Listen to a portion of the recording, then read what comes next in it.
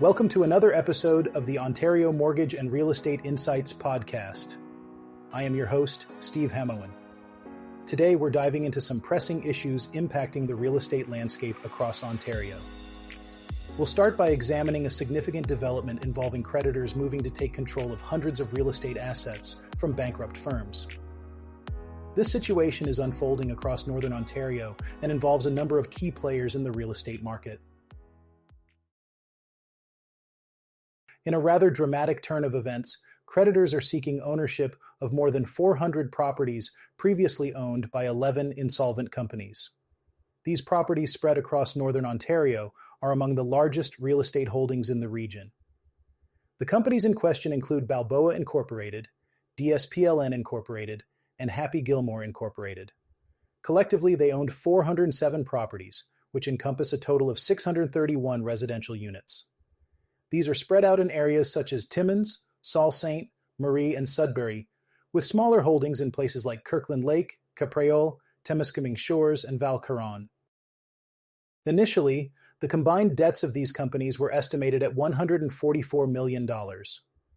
However, after further assessment, the debt was found to be around $90 million, according to KSV Advisory, the firm overseeing the company's Creditors Arrangement Act proceedings. In a recent report, KSV noted that creditors have submitted bids to take over most of these properties, with a total of 323 credit bids received, each accompanied by the necessary deposit. If the court approves these bids, KSV projects that about 84 properties will remain unsold within the portfolio. The court is set to review these bids and motions for ownership on October 30th, right before the current stay period for legal proceedings is due to expire. KSV has also requested an extension of this stay through November to help resolve any remaining property issues. The companies involved in this insolvency case were led by a rather interesting group of individuals. Among them is former YTV child actor Robbie Clark, business owners Aruba Butt and Ryan Maloney, and real estate agent Dylan Suter. Initially, these leaders informed investors that the properties would be renovated and then sold or rented at a profit. However, filings under the Creditors Arrangement Act revealed some questionable spending and financial practices. Among the concerning findings was at least $1 million reportedly spent on unrelated luxury purchases. High dividends were issued despite the ongoing financial losses, and a separate company owned by the same directors received substantial fees for managing the renovations. This has raised red flags about the financial integrity of these operations. Back in June, the business partners issued a statement disputing these findings. They claimed that key evidence had been overlooked in the Creditors Arrangement Act report. According to them, the majority of transactions cited as payments to the principals were actually reimbursements for standard business expenses. They further denied any excessive luxury spending, explaining that such expenditures were related to company retreats and capital-raising activities. Meanwhile, some of these properties have faced fines under the vacant property bylaw. Local reports indicate that multiple units in Sault Ste. Marie have been cited for violating this bylaw. Additionally, another property in Timmins, which had become known as a drug den, was recently demolished. This adds another layer of complexity to an already intricate situation. Let's shift gears to a fascinating report that sheds light on the dramatic rise in home prices across Ontario over the past decade. According to a recent analysis by real estate brokerage Zoocasa, home prices in Ontario have doubled in the last 10 years, significantly outpacing the province's population growth. This trend has sparked much debate, especially among politicians who often cite population growth as a primary driver of housing price increases. However, the report reveals that there are numerous other factors at play.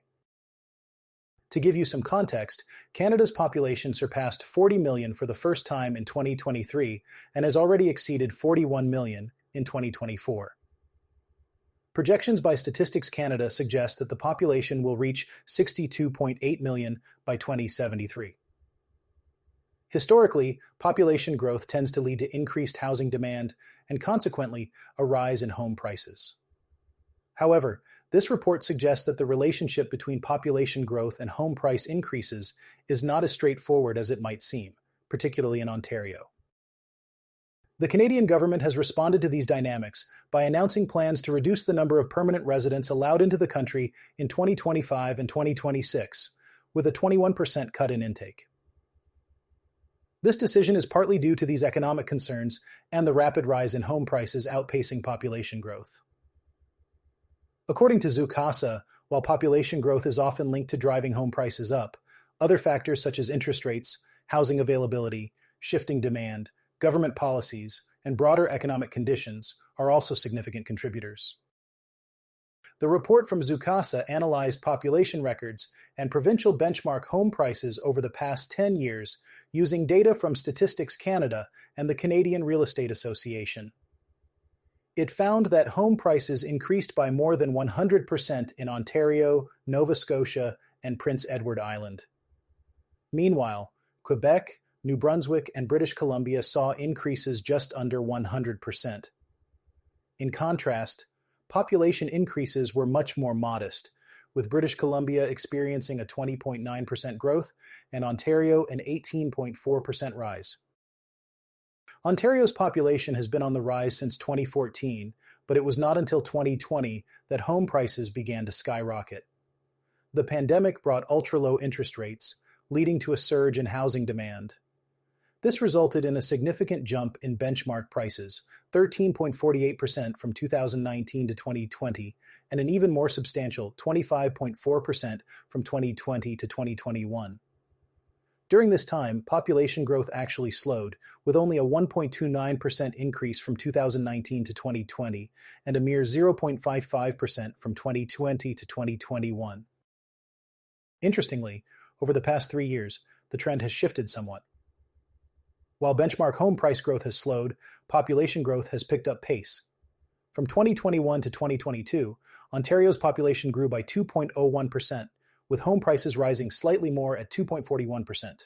However, between 2022 and 2023, the population increased more rapidly, up 3.16%, while home prices edged up by just 1.21%.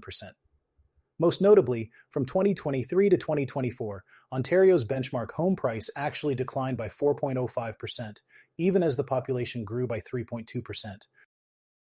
This report clearly illustrates that while population growth does influence housing demand, it is not the sole factor behind the rapid rise in Ontario's housing prices.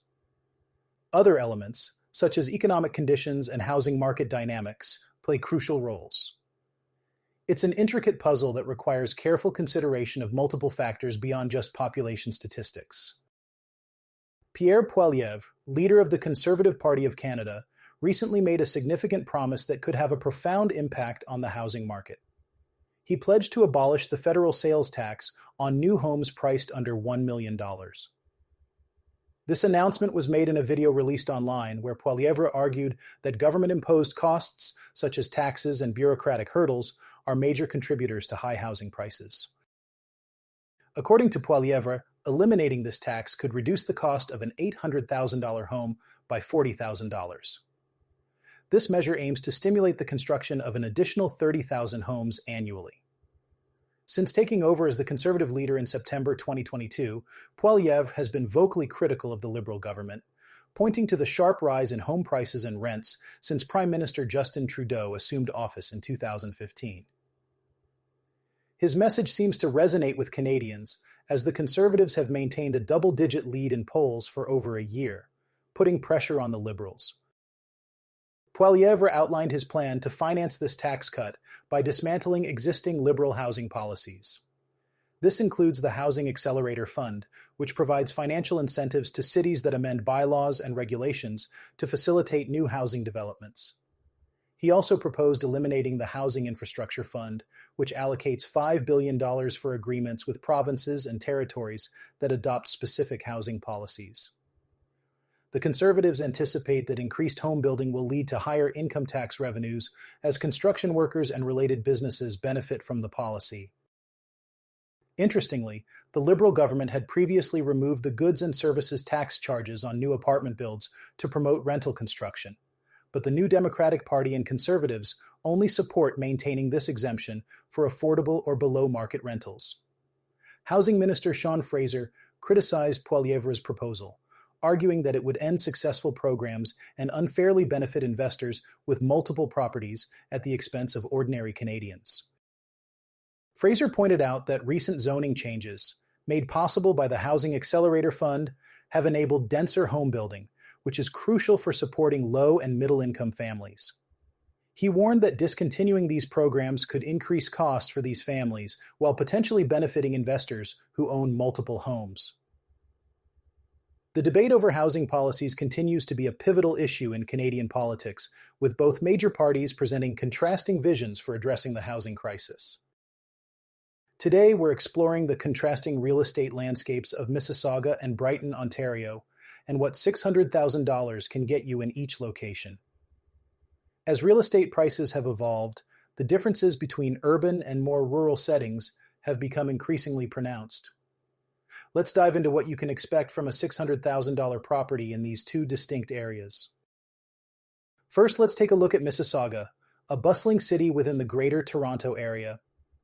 Known for its vibrant communities and proximity to downtown Toronto, Mississauga offers a diverse range of properties. However, with the average price for a detached home in Mississauga reaching over $1,461,000 as of September, $600,000 doesn't quite stretch to a house purchase. Instead, it can secure a fully renovated 2-bedroom plus solarium condominium in Arundel. This condo, located at 520 1001 Cedar Glen Gate, offers a bright and modern living space. The unit features wraparound windows that flood the rooms with natural light. The kitchen is newly renovated, boasting top-of-the-line appliances, sleek granite countertops, and ample storage space. The primary bedroom includes an ensuite bathroom and a walk-in closet, making it a comfortable and convenient living option. Listed at $595,000, this property represents the kind of urban living you can achieve in Mississauga for $600,000. Now let's shift our focus to Brighton, Ontario, a smaller community located on Lake Ontario, not far from Belleville and east of Oshawa. Known for its charming small-town feel, Brighton is home to the beautiful Presqu'île Provincial Park, famous for its birdwatching opportunities. With a population just over 12,000, Brighton offers a much different real estate market compared to Mississauga. In Brighton, $600,000 can buy you a 2-bedroom, 2-bathroom bungalow like the one at 22 Mills Road. This cozy home features an open-concept layout with plenty of natural light filling the living spaces. The primary suite is designed with his and hers closets and a 3-piece ensuite bathroom, offering a view of the backyard.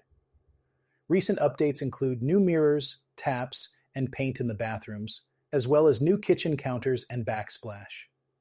This home is listed for $576,000, providing a spacious and serene living environment in a picturesque setting. In summary, the choice between Mississauga and Brighton reflects a broader decision about lifestyle preferences.